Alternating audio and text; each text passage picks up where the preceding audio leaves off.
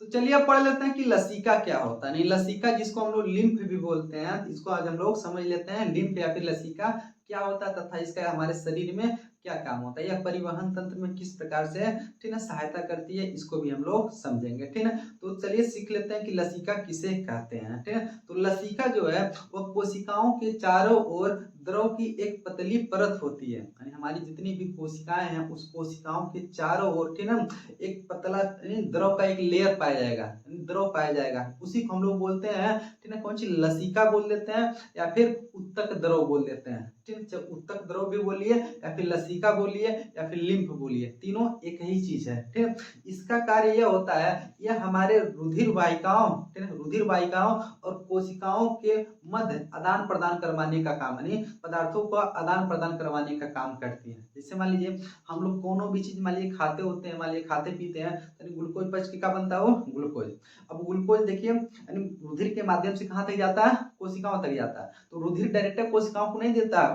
ठीक है, यानी जो भोज्य पदार्थ है, खाद्य पदार्थ है रुधिर, वो सीधे कोशिकाओं को नहीं देता, बल्कि ले जाकर के इसी लसीका में छोड़ देता है। क्यों? क्योंकि कोशिका के चारों तरफ पहुंची है लसीका है, इसी लसीका में ले जाकर के छोड़ देता है। इस लसीका के माध्यम से वो कहाँ पहुंच जाते हैं, कोशिकाओं में पहुंच जाता है। या फिर गैसों का आदान प्रदान करना, मान लीजिए ऑक्सीजन गैस लिए तो देखिए हम लोग का रुधिर हीमोग्लोबिन जो है वो रुधिर में जो हीमोग्लोबिन है वो हीमोग्लोबिन ऑक्सीजन को लेके गया कहाँ तक, तो कोशिका में डायरेक्ट नहीं ले देता, वो ले जाकर के कहाँ लसीका के पास छोड़ देता है। लसीका क्या कर देता है, उसको कोशिकाओं के अंदर पहुंचा देता है।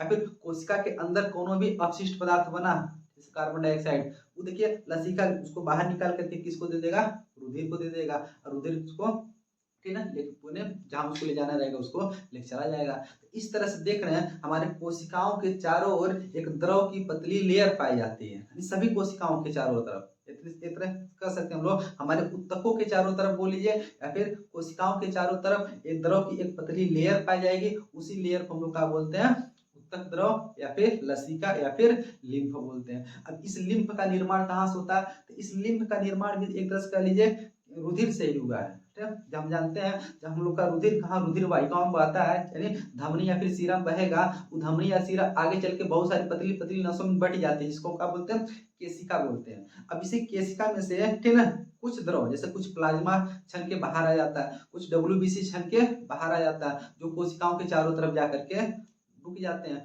इसी को हम लोग क्या बोलते हैं, लसीका बोलते हैं। तो लसीका में देख लीजिए क्या क्या रहता है, इसमें प्लाज्मा रहेगा, ठीक है हमारे रुधिर का प्लाज्मा वाला भाग कहाँ रहेगा, लसीका में रहेगा। इसमें डब्ल्यूबीसी भी बहुत ज्यादा मात्रा में रहता है, लेकिन आरबीसी नहीं पाया जाता है। लसीका में कौन सी नहीं पाया जाता, आरबीसी नहीं पाया जाता। इसलिए जब आरबीसी नहीं पाया जाएगा तो उसमें हीमोग्लोबिन भी नहीं रहेगा, जब हीमोग्लोबिन नहीं रहेगा तो उसका रंग लाल भी नहीं रहेगा, इसलिए लसीका का रंग जो होता है वो लाल नहीं होता है, उसका रंग कैसा होता है, वो हल्के पीले रंग का होता है। जो लसीका होता है ना हल्के पीले रंग का इसलिए होता है क्योंकि बताइए प्लाज्मा का रंग कैसा होता था, हल्का पीला, हम लोग पीछे पढ़े थे। जब उसमें प्लाज्मा है यानी इसका रंग कैसा होगा, लसीका का रंग तो हल्के पीले रंग का होता है। ठीक है, तो इस तरह से इस लसीका लसीका भी जो देख लीजिए हमारे शरीर में परिवहन में सहायता कर रहा है। ठीक है, किसके किसके बीच परिवहन करा रहा है, तो कोशिका है और जो रुधिर है इसके बीच में परिवहन कराने का काम कौन कर रहा है, तो यह लसीका, यानी कोशिका या फिर रुधिर बोलिए या फिर रुधिर वाहिकाएं बोल लीजिए। ठीक है, इसके बीच में देखिए परिवहन करवाने के लिए जो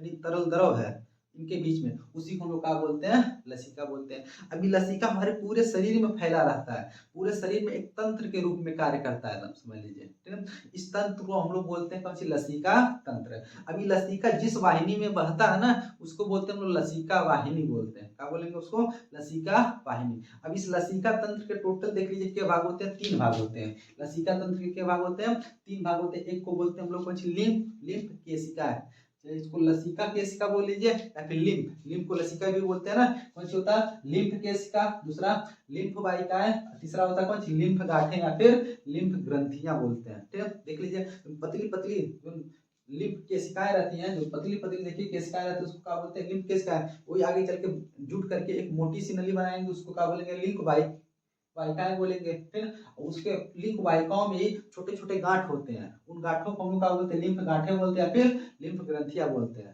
ठीक है, इस लिम्फ गांठों का काम यही होता है, इस देखिए हमारे शरीर में हम जानते हैं डब्ल्यूबीसी पाया जाता है, उस डब्ल्यूबीसी में 2 प्रकार की कोशिकाएं पाई जाती है, इसको बोलते हैं टी लिम्फोसाइट, है, यानी एक बोलते हैं कौन सी, टी लिम्फोसाइट। तो उस लिम्फोसाइट मतलब एक टी होता है एक बी लिम्फोसाइट होता है, ठीक है। तो उस लिम्फोसाइट कोशिका का विनिर्माण कहाँ होता है, तो इस लिम्फ गांठों में होता है।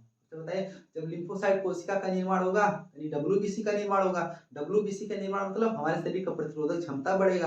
देख रहे हैं एक तरह से जो लिम्फ गांठों से जो किसका लिम्फोसाइट का निर्माण हो रहा है, यहाँ से हमारे शरीर का कौन सी प्रतिरोधक क्षमता बढ़ रहा है, यानी हमारे शरीर में जो भी वायरस से लड़ने की क्षमता वो भी क्या होता है, बढ़ता है, ठीक है। किसकी वजह से, इसके यानी लसीका में कौन सी कौन गांठें पाई जाती है, इसको क्या बोलते हैं, लिम्फ गांठें, ठीक है ना। चलिए ये तो हो गया थोड़ा सा लसीका के बारे में बेसिक चीज। आप लोग देखिए इसका स्क्रीनशॉट लेकर के पढ़ सकते हैं, जो हम समझाए वही सब यहाँ पर लिखा हुआ है। अब इस लसीका का कार्य और क्या होता है इसको समझ लेते हैं, ठीक है। लेकिन लसीका के बहुत सारे कार्य होते हैं हमारे शरीर में, उसको एक एक करके हम लोग समझते हैं। पहला कार्य देख लीजिए, एक कोशिकाओं में पोषक पदार्थों, पोषक तत्वों, गैसों, हार्मोन, एंजाइम जो कुछ भी होता है उसका क्या करता है, आदान प्रदान के लिए माध्यम प्रदान करता है, ठीक है। आपको बताया ना, यानी जो रुधिर वाहिकाएं रहेंगी, इधर का रहेंगी कोशिकाएं रहेंगी, उनके बीच में तरल पदार्थ है, डायरेक्ट नहीं दोनों में संपर्क होता है, दोनों में देखिए कौन पदार्थ का आदान प्रदान करवाना रहेगा, यानी आदान प्रदान करवाना रहेगा किसके माध्यम से होगा, तो इसी लसीका के माध्यम से होगा। दूसरा देखिए कोशिकाओं से कार्बन डाइऑक्साइड व अन्य हानिकारक उत्सर्जित पदार्थों को कहाँ तक, रुधिर तक पहुंचाना। अभी बताया मान ली इधर उधर रुधिर वाहिका आ रही है, इधर का कोशिका है, तो कोशिका के अंदर बताइए बहुत सारे अपशिष्ट पदार्थ बनेंगे, कार्बन डाइऑक्साइड हो गया, ठीक है, और कोई भी विषैला पदार्थ बन गया, उसको देखिए कहाँ रुधिर में ला करके छोड़ने के लिए कौन तैयार है बीच में, तो लसीका क्या करता है, यानी कोशिका के अंदर जो भी अपशिष्ट पदार्थ बनेगा, कार्बन डाइऑक्साइड बनेगा, उसको ले जाकर के ब्लड में ले जाकर के फेंक देगा, मतलब पहुंचा देगा, ठीक है ना। दूसरा काम हो गया। तीसरा देखिए छोटी आंत में जो वसा का अवशोषण होता है ना, वो भी लसीका केशिका के द्वारा ही होता है, ठीक है। इसके द्वारा लसीका केशिका, हम जानते हैं हमारे भोजन का अवशोषण पाचन के बाद अवशोषण होता है ना, कहाँ पर होता है, हमारे छोटी आंत में। उस छोटी आंत में जो वसा का अवशोषण होता है ना, वो कौन करता है, यही लसीका केशिकाएं करती हैं, ये लसीका केशिकाएं ही करती हैं, ठीक है। ये भी हो गया। चौथा काम इसका होता है लसीका वाहिनियों में स्थित लसीका ग्रंथियों में देखिए लिम्फोसाइट का निर्माण होता है, आपको बताया नहीं है, लिम्फो यानी इसी लसीका गांठों में यानी लसीका ग्रंथियों में लिम्फोसाइट का निर्माण होगा। इससे क्या होगा, हमारे शरीर में के पास यानी प्रतिरोधक क्षमता बढ़ेगी, बाहर से वायरस कोई भी आएगा हमारा शरीर अच्छे से लड़ेगा उससे, ठीक है, उससे अच्छे से लड़ेगा यानी हम लोग बीमार कम पड़ेंगे, ठीक है। इसका काम ये भी होता है, ठीक है। यह कोमल अंगों की रक्षा करता है, सही बात है। बताइए ऊतकों के चारों ओर है, कोशिकाओं के चारों ओर है, बताइए तो उसका सुरक्षा भी तो करेगा। तो देख लीजिए यह कोमल अंगों की क्या करता है, सुरक्षा करता है, ठीक है, सुरक्षा करता है तथा उन्हें रगड़ से बचाने का कार्य करता है, ठीक है, उनको रगड़ से भी बचाने में सहायता करता है और क्या करता है, कोमल अंगों की सुरक्षा भी करता है, ठीक है। अब सबसे लास्ट वाला कार्य इसका देख लीजिए क्या होता है, लसीका कोशिकाओं के चारों ओर जलीय वातावरण बनाकर, ठीक है, देख लीजिए कोशिकाओं के बाहर एवं भीतर रसाकर्षण संतुलन बनाए रखता है, ठीक है। ध्यान से सुनिएगा, यानी ध्यान से पढ़िए, लसीका कोशिकाओं के चारों ओर जलीय वातावरण बनाकर, कैसा जलीय वातावरण बनाकर कोशिकाओं के बाहर एवं कोशिकाओं के भीतर रसाकर्षण का संतुलन बनाता है। जिससे भी आपको बताया ना कि यानी जो लसीका होता है, ठीक है ना, कोशिका के चारों ओर देखिए एक द्रव का लेयर होता है ना, द्रव का लेयर ही क्या कहलाता है, लसीका कहलाता है, ठीक है। तो जो कोशिका के अंदर जो भी मान लीजिए जिस चीज की भी आवश्यकता होती है, जैसे पानी हो गया, ठीक है, कोई भी एंजाइम की आवश्यकता है, फिर किसी चीज की आवश्यकता है, ठीक है, उसको यानी मान लीजिए कोशिका के अंदर जो भी पदार्थ की आवश्यकता है, अब मान लीजिए कोशिका के बाहर भी बहुत सारे पदार्थ हैं, ठीक है, तो उनके बीच में संतुलन बना करके भी कौन रखता है, यह लसीका, ठीक है ना। क्यों, क्योंकि उस कोशिकाओं को जो जो जिस जिस चीज की आवश्यकता हो रही है, तो देख रहे हैं किसके माध्यम से आ जा रहा है, लसीका के माध्यम से उसके अंदर आ जा रहा है। और कोशिका में जो चीज ज्यादा हो जा रहा है अपशिष्ट पदार्थ, उसको लसीका के माध्यम से बाहर निकाल दिया जा रहा है। तो देख रहे हैं यानी कोशिका के अंदर देखिए इन पदार्थों को संतुलन बना करके कौन रख रहा है, लसीका। देख लीजिए यदि कोशिका को किसी चीज की कमी पड़ रही है तो लसीका के माध्यम से आ गया, कोशिका में कौन चीज ज्यादा बन गया तो लसीका के माध्यम से उसको बाहर भेज दिया गया, ठीक है। इस तरह से देख रहे हैं संतुलन बनाने का भी काम कौन कर रहा है, तो ये लसीका, ठीक है ना। तो यहाँ से हम लोग का लसीका का हो गया, खत्म हो गया, यानी परिवहन तंत्र का चार के चारों भाग हम लोग पढ़ लिए, ठीक है, चारों हम लोग का भाग पढ़ हो गया, पढ़ लिए। अब इसके बाद हम लोग पढ़ लेते हैं, ठीक है, पढ़ने जा रहे हैं कौन सी, इसके बाद पढ़ेंगे हम लोग लसीका और रुधिर में थोड़ा सा अंतर देख लेते हैं, कभी कभी पेपर में पूछ देता है।